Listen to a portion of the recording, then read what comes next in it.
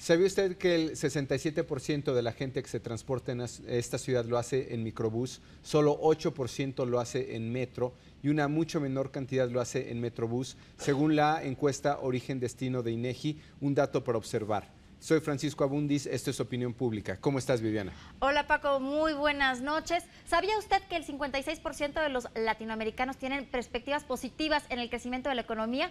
Esto según una encuesta de Gallup. Además, las enfermedades respiratorias han aumentado un 30% en esta época invernal. Esto es Opinión Pública. Comenzamos.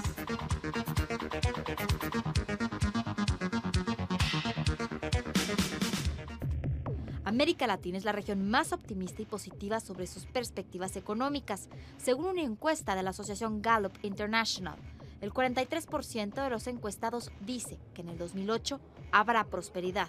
Y es que por cuarto año consecutivo hay un progreso sostenido. El PIB en América Latina y el Caribe alcanzó en el 2007 un 5.1%, que siguió al 5.6% del aumento logrado en el 2006. Desde el 2004, la tasa promedio de crecimiento anual es de 5.3%, el doble del 2.7% observado durante los 15 años anteriores. Las recientes turbulencias de los mercados financieros originadas por la crisis del mercado hipotecario de alto riesgo en los Estados Unidos parecen haber tenido, hasta la fecha, efectos limitados en la región. El resultado, 56% de los encuestados de Latinoamérica dijeron estar optimistas sobre las perspectivas económicas del 2008. Este es nuestro tema de actualidad.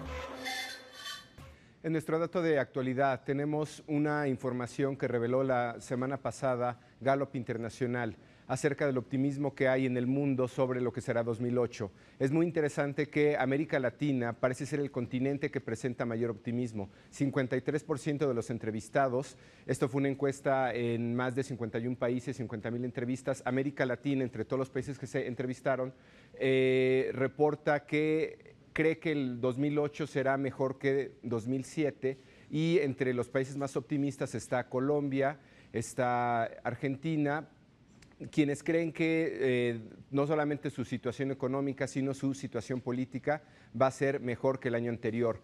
Asimismo, entre las regiones más negativas es interesante también ver que está Estados Unidos y Europa Occidental. Tendríamos que destacar que de lo más negativo o las percepciones más negativas están en África, lo cual no debería de sorprender. Vayamos al siguiente dato de la actualidad, coyuntura. Cada día hábil se efectúan 22 millones de viajes en la zona metropolitana del Valle de México. 67% se realizan en transporte público. En los últimos 10 años, el 70% de la gente que utiliza el transporte colectivo prefiere el microbús. La encuesta Origen-Destino, aplicada por el INEGI, muestra que de los 14.8 millones de traslados en transporte público, 9.6 millones se llevan a cabo en microbús y solo 74,000 en metrobús, mientras que 6.8 millones se hacen en transporte particular y 952,000 en motocicletas. La vialidad en la zona metropolitana del Valle de México, hoy en Opinión Pública. ¿Sabe usted que el 67% de la gente que se transporta en esta ciudad lo hace en transporte público y 2/3 partes de esta población lo hace en microbús? Tal vez no el transporte más eficiente, pero el más utilizado. Esto fue lo que reveló la encuesta de INEGI, también publicada la semana pasada, Origen-Destino. El capitalino y en general el habitante de la región metropolitana tarda aproximadamente 2 horas en transportarse de un lugar a otro, invierte aproximadamente 8 pesos con 50 centavos en este trayecto. De los datos que preocupan es que la mitad de lo que se hace de este transporte se hace en transporte privado. Muy poco de este movimiento se hace en metro, solamente el 8%, y el transporte privado son aproximadamente casi 10 millones de viajes contra 14.5 de lo que sería el transporte público.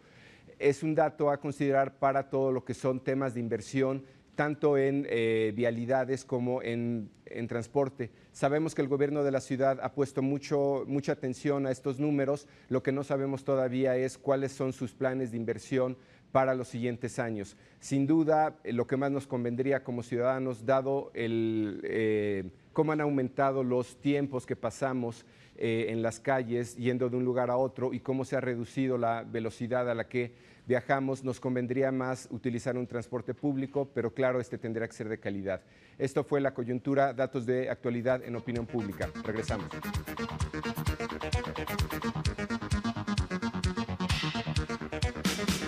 Aquí en este programa de opinión pública le presentamos encuestas, siempre números que nos reflejan el sentir, el pensar de los ciudadanos como usted y como yo.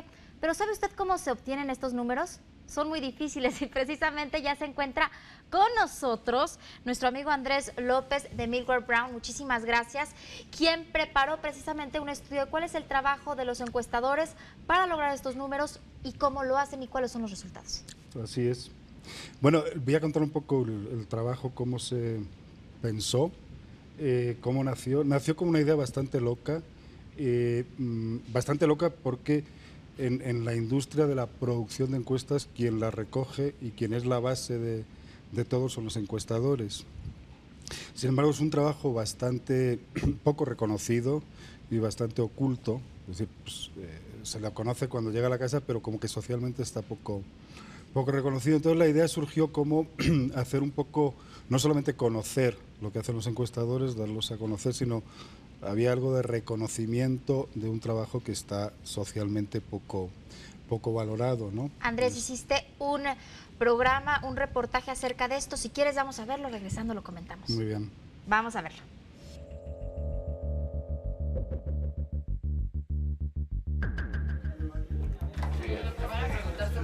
Ahí está, güey.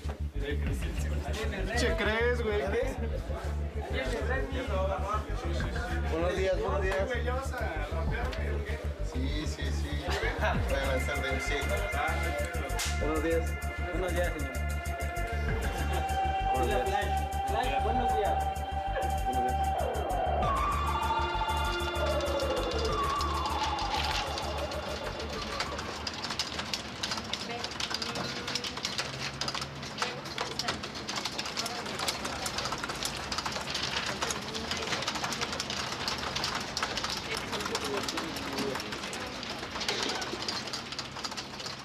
Estamos manejando alrededor de 20,000 entrevistas por mes.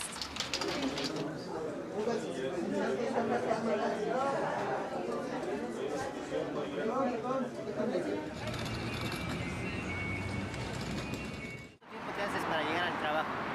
De allá, de donde yo vivo al trabajo, como 1 hora más o menos.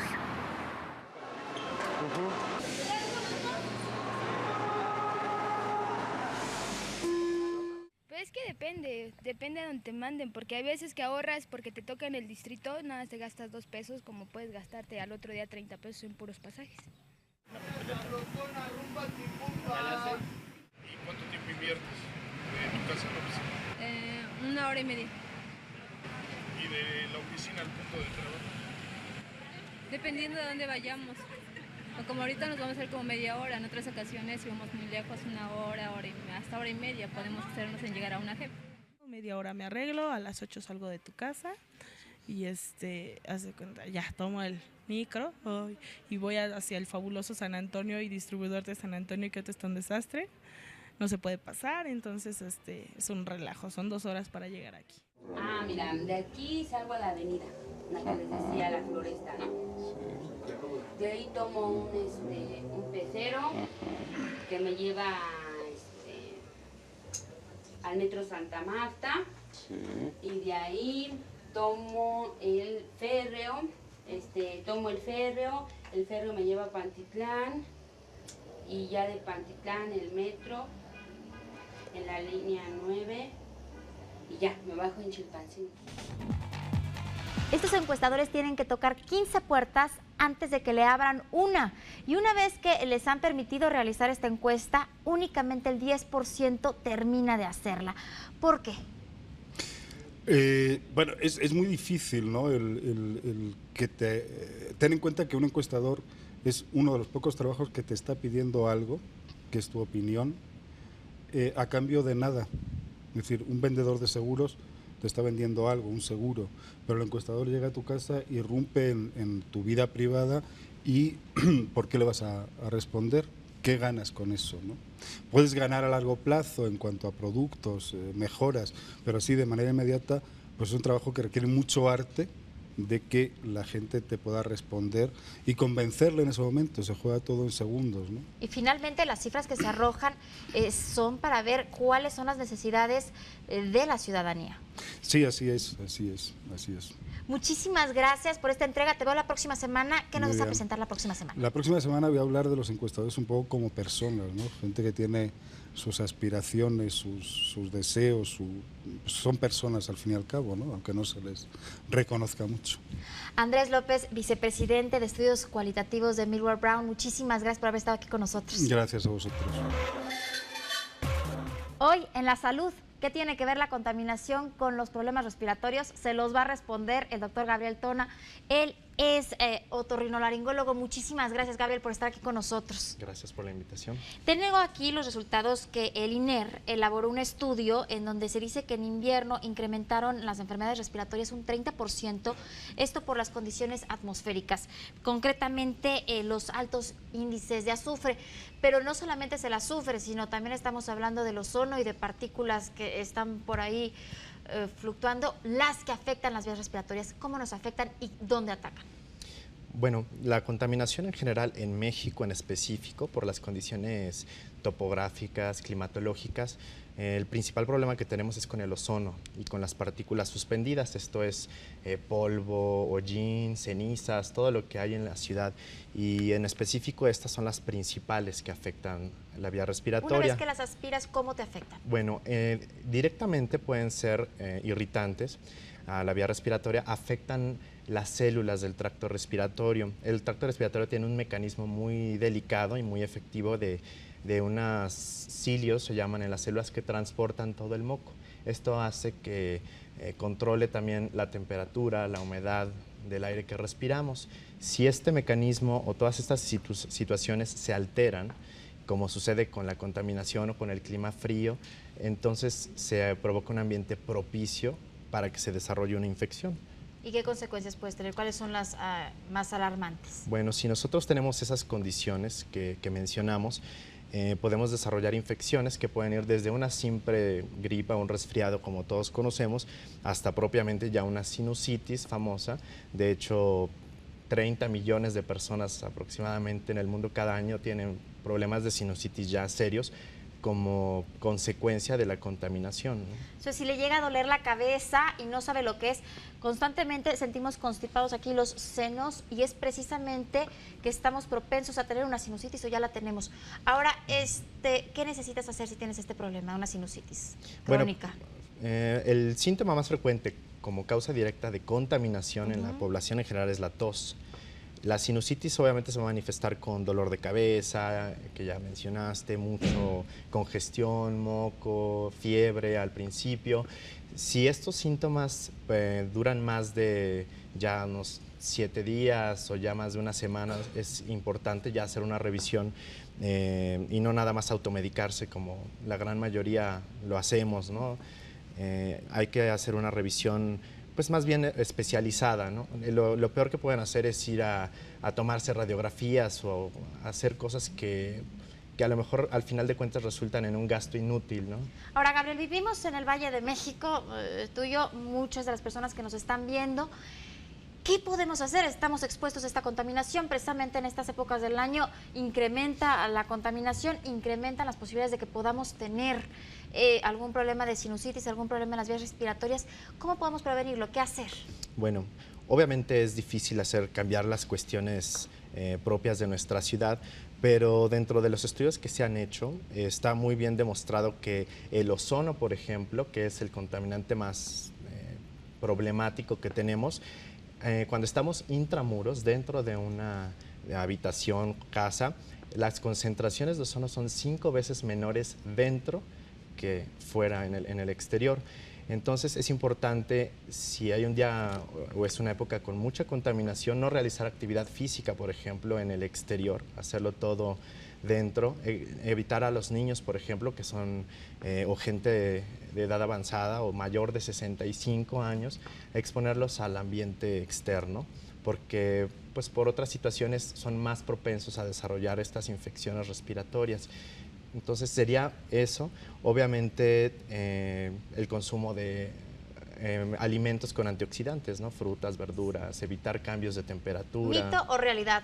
¿Los vellos que tenemos en las fosas nasales sirven como filtro para todas estas partículas? Es una parte una parte de filtro, pero obviamente son para partículas mucho más grandes, ¿no? Las partículas suspendidas de las que hemos hablado y que causan las infecciones pueden ser tan finas, o hay unas que son ultra finas que llegan hasta lo más profundo de los pulmones, ¿no? Los alvéolos. De no tratarse una sinusitis crónica, ¿cuál es la consecuencia a la que podríamos llegar? Para empezar, migraña, ¿no? Bueno, migraña ya es un dolor muy específico de cabeza, pero sí dolores de cabeza importantes, hasta complicaciones más graves que pueden involucrar hasta problemas en los ojos, o sea, que esa infección se disemina a ojos o hasta cerebro, otras estructuras ya fuera del aparato respiratorio, ¿no? Gabriel Tona, muchísimas gracias por haber estado aquí con nosotros. Te vamos a estar invitando al programa. Claro que sí, muchas gracias. Te agradezco mucho por estar aquí. Gracias. Gabriel Tona, otorrinolaringólogo. Vamos ahorita a la sección de política pública. No se mueva, todavía hay mucho más aquí en Opinión Pública.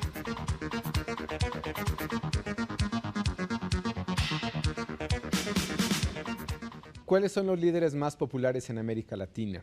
En una encuesta que les presentamos recientemente en Opinión Pública, en La Coyuntura, habíamos visto que el liderazgo del expresidente de Argentina, Kirchner, ocupaba el primer lugar, le seguía el presidente Uribe de Colombia y en tercer lugar estaba el presidente Calderón. Por eventos que hemos visto recientemente en Sudamérica, hay un liderazgo que se está generando, un liderazgo alterno, que es el del presidente de Venezuela, Hugo Chávez. Para conversar acerca de este tema en la sección El Ciudadano, tenemos con nosotros al doctor Jorge Chabat, investigador del CIDE, para que nos ayude a analizar cómo podemos entender qué es lo que está pasando en América Latina a nivel país y a nivel, digamos, regional. ¿Cómo podemos interpretar esta aspiración de un liderazgo regional, Jorge? Sí, ¿qué tal? Gracias por la invitación. A ti. Sí, bueno, mira, yo creo que de los presidentes que estás hablando son presidentes que en algún momento de acceder al poder han tenido mucho apoyo y que además han logrado mantenerse en la opinión pública internacional, en la prensa, y son además personas muy hábiles políticamente. Entonces yo creo que eso explicaría en parte su popularidad. También son presidentes que han tenido de alguna manera contacto con los electores, reelecciones recientes. Como el caso de Uribe, ¿no? Como el caso de Uribe. En Colombia. Que eso también te da cierta popularidad. No es lo mismo medir la popularidad de un presidente cuando acaba de ser reelecto o electo, a cuando ya se desgasta con el poder. Entonces, Pero en este caso, perdón, Jorge, Kirchner fue en sentido contrario, porque él empezó con un acuerdo muy bajo y acabó en los 70% y claro, permitió la reelección en algún sentido de su partido con su mujer, sí, con la senadora porque él Fernández. no se desgastó en el poder porque entró en una situación muy complicada y realmente fue de menos a hacia más. Arriba, como un poco, yo diría, Calderón también entró en una situación muy complicada. Quizás ahí el paralelismo entre Calderón y Kirchner es muy similar porque muchos pensaban que no iba a hacerla, pues, y de repente levantaron, ¿no?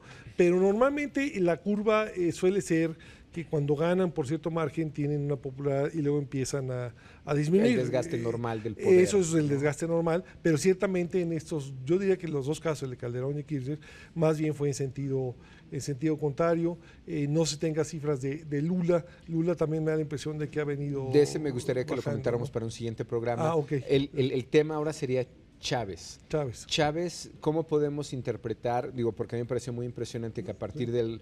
Primero, se expresa o se manifiesta como un interlocutor con la guerrilla, no sé si coincides con esto, probablemente más importante en América Latina en el último cuarto de siglo. Podemos discutir si es guerrilla o no, pero es decir, que las FARC lo reconozca como un interlocutor es un tema. Luego, logra lo que prometió durante diciembre, que es el rescate de gente que había estado secuestrada durante más de 5 años. A mí me parece que sí está logrando este liderazgo y lo que me pareció una circunstancia extrema, un evento extremo, es el presidente Uribe de Colombia dándole las gracias por la labor que y había después hecho. de los conflictos que habían tenido. ¿Qué tan sólido verías tú ese liderazgo? Mira, Chávez ciertamente es un animal político, me queda muy claro, y tiene un apoyo interno económico que no tienen los dos presidentes, que es el petróleo. O sea, es difícil entender a Chávez sin el petróleo. Yo no estoy diciendo que sea solamente el petróleo, pero es un elemento importante de su capacidad para operar. Y más ahora que pasamos la barrera psicológica de los $100. Obviamente, barril. Incluso en la literatura académica hay largas discusiones sobre si los países que tienen petróleo favorecen liderazgos autoritarios o no. Creo que puede ser una hipótesis interesante, ¿no? Pero bueno, pero ahí está ese apoyo.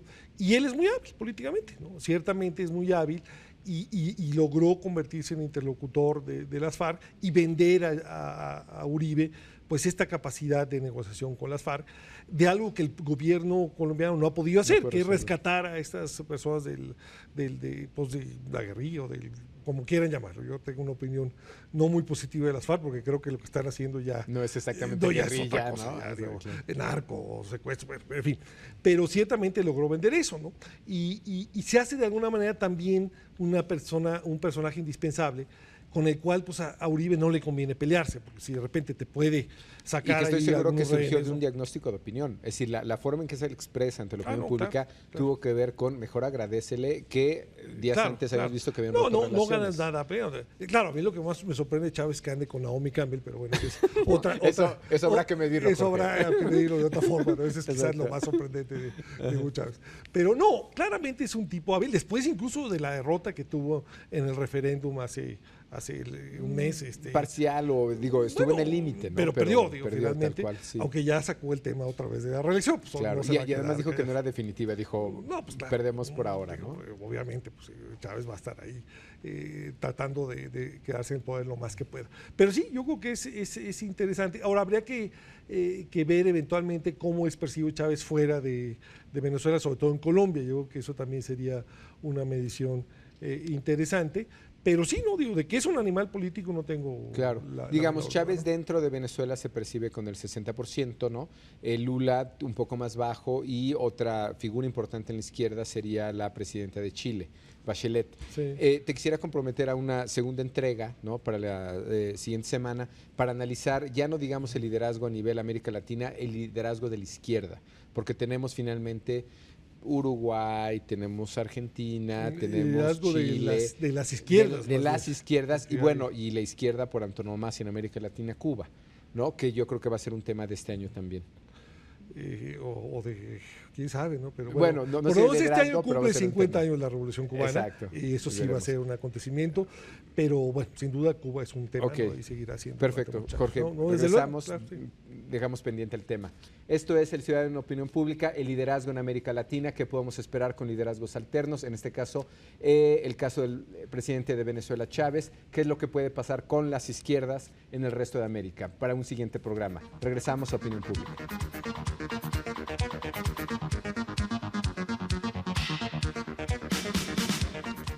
Es difícil poder ver la importancia que tiene una encuesta como la medición de origen-destino que hizo el INEGI y se publicó recientemente para ver cómo nos transportamos, cómo nos movemos en esta ciudad.